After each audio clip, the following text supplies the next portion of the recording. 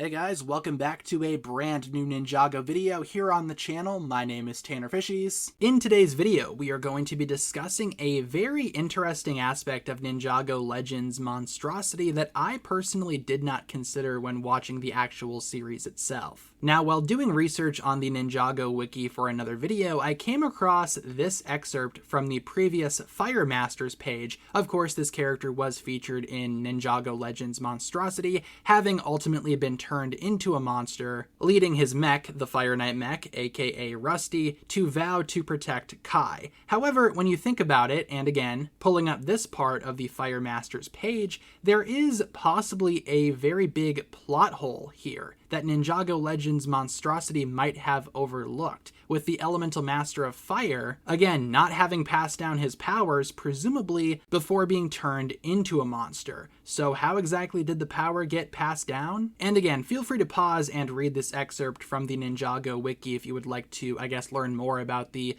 Elemental Master of Fire and the possible plot hole. But long story short, presumably this mysterious Elemental Master of Fire had his elemental power when he was turned into a monster. But then if that was the case, again, how exactly would that power have been passed down? Because the Elemental Master of Fire did not die. He is technically still alive in this weird monstrous form. Now, the Ninjago wiki does give a couple of explanations as to how exactly this could work. My favorite being, I guess, the idea that the elemental power sought out a new host after he turned into a monster, because I doubt he was able to naturally just pass it down. I mean, we've never really seen anything like that from Ninjago before, the idea of someone turning into a monster and the power seeking out a new host just because the original user is a monster. Usually what happens is if an elemental master dies holding their power, the power seeks out a new host, but maybe the fire power considered this original master of fire dead once he turned into a monster. Maybe then it sought out a new host, was able to be passed down from generation to generation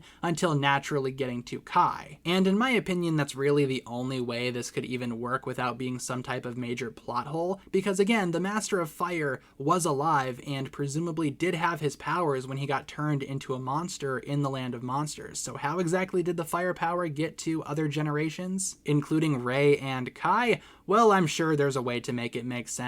But still, despite all of this, I still really enjoyed what Ninjago Legends monstrosity was, and I still think it is a very quality Ninjago storyline. Just might have a tiny little plot hole. That's about it. But leave all of your thoughts down below in the comments. What exactly do you guys think about all of this? Do you consider this to be a major plot hole for the Ninjago Legends monstrosity storyline? Why or why not? And thank you so much for tuning in. If you guys enjoyed this one, feel free to like and subscribe, do all that fun stuff, and I will talk to you guys again very, very soon.